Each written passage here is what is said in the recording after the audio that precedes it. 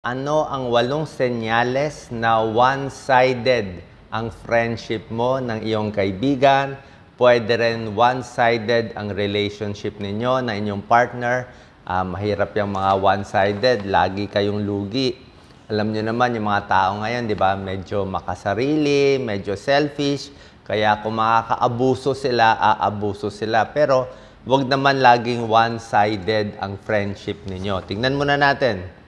Number 1 sign na one-sided ng friendship mo. Number 1 is, pag nag-uusap kayo, lagi sila ang topic.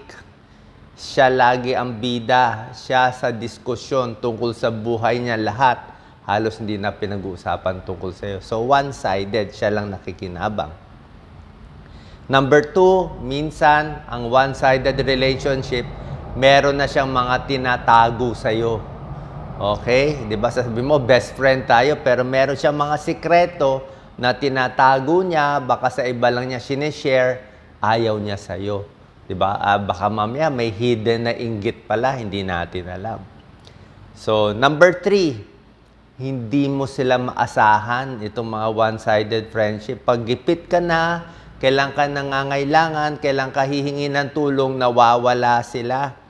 Pero pag sila ang may kailangan, nandiyan ka lagi. Kaya nga tinawag na one-side. Ikaw yung bigay ng bigay, siya yung kuha ng kuha. Diba? Number 4, pwede sila mag-cancel ng plano sa'yo, meron kayo pupuntahan, diba? Mababa ka sa listahan niya.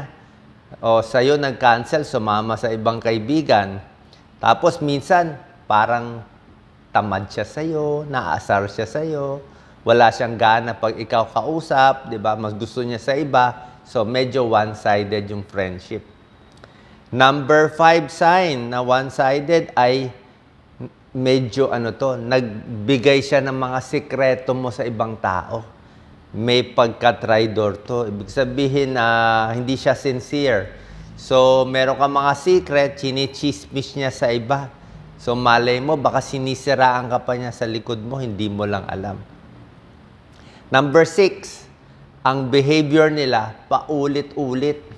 Ganyan ang gawa. Laging one-sided, laging para sa kanila.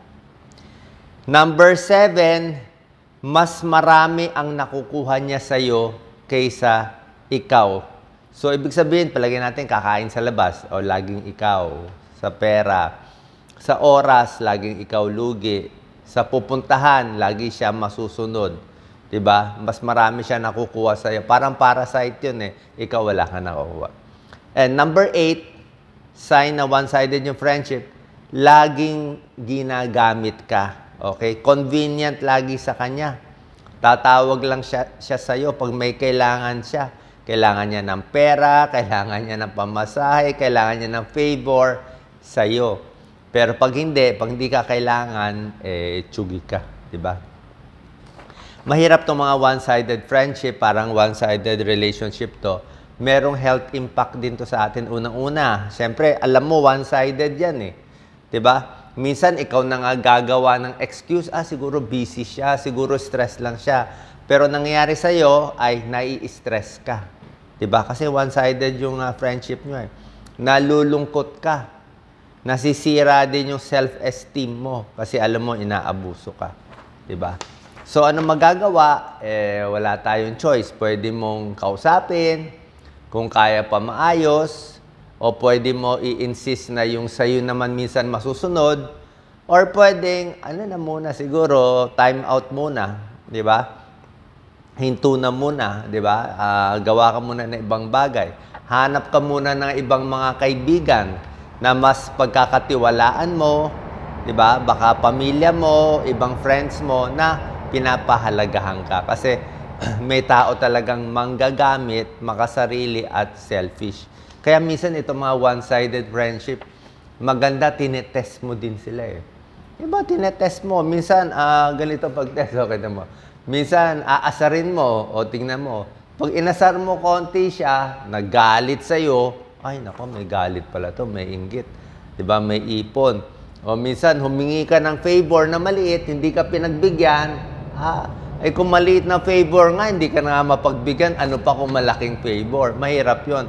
makikita mo yung tunay na muka ng isang kaibigan kung kailang gipit na gipit ka. At mahirap kasi yung, kala mo 100 ang friends mo, tapos pag gipit ka na, may problema ka, wala naman darating. Maganda maaga pa, alam mo na one-sided friendship para hindi ka na malugi sa oras mo. Kasi maiksi lang ang buhay eh. Sayang naman yung buhay mo kung magpapaalalay lang tayo sa ibang tao, hindi naman tayo pinapahalagahan. Next, pag-usapan din natin konti, ano ang one-sided relationship naman? Ito sa mag-asawa at sa partner. Medyo a little iba to. Diba? Kasi mag-asawa to eh. So ano to mga senyales? Number 1, pag sa mag-asawa, laging ikaw nagre-reach out sa kanya.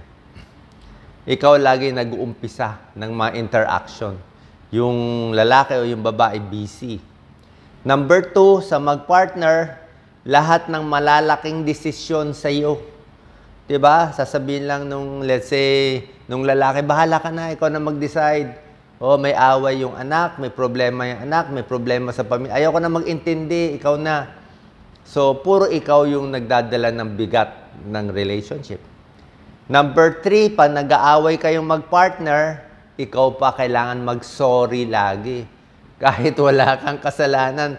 Kung hindi, aawayin ka, sisigawan ka, aasarin ka, papahirapan ka, hindi ka papatulugin. Kaya wala kang choice, magsasorry ka na lang. Usually one-sided, baka lugi yung babae, pero meron naman pagkakataon lugi din yung lalaki. Number 4, ang one-sided relationship, you sacrifice everything to make the other person happy. Para lang sumaya siya, ini-ignore mo na yung itsura mo, yung para sa'yo, para tulong minsan sa pamilya mo, yung wants mo, yung needs mo, wala na. Lahat sinakripisyo mo na yung buhay mo para sa kanya. One-sided yun. Number 5, insecure ka na kasi hindi mo alam ano yung ilulugar mo eh. Pabago-bago, ano ka ba? Alipin? Kinuha ka ba niyang partner bilang taga-alaga sa kanya? Parang wala siyang effort sa relationship, wala siyang pake, kaya nagdududa ka na. Lalo na kung tumitingin pa sa iba o may ibang partner na gusto. Number 6, poor communication. Kahit mag-usap kayo, hindi na maayos. Hindi magkaintindihan. Yan, ibig sabihin, baka one-sided yan. Number 7, ito ang one-sided din ha. Isa lang ang gumagastos. Diba? Ito, malaking bagay ito. Ikaw lang ang gastos ng gastos para tustusan ang problema ng pamilya. Yung isa, walang ginagastos. Puro salita lang. So, pag hindi balance, medyo one-sided. Unless may reason kaya hindi siya makatrabaho. And number 8, minsan ikaw pa napipilitan magbigay ng excuse para doon sa partner mo.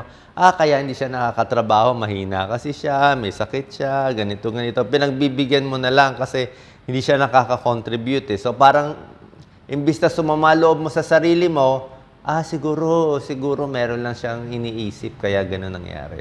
So yan, na-stress ka, nalulungkot ka, mahina self-esteem mo. Kaya nga, ito pwede yung couples therapy. Yung mga therapy may tulong. Kailangan kausapin mo masinsinan. Minsan kailangan talaga mag-usap kayong mag-asawa. Kailangan baguhin mo rin yung behavior mo. And finally, lahat naman to, kung friendship man or relationship, may option na itigil na. Okay? Pero minsan, sa friendship, siguro kaya mo itigil. Pero sa relationship, minsan mahirap itigil eh, di ba? Siyempre, maraming complication. Kaya pinipilit natin ayusin. Pag nakita nyo lugi-lugi ka na, kailangan mag-usap. Para makita natin paano maayos, medyo gitna naman. Dapat two-sided ang relationship para parehong masaya. Salamat po.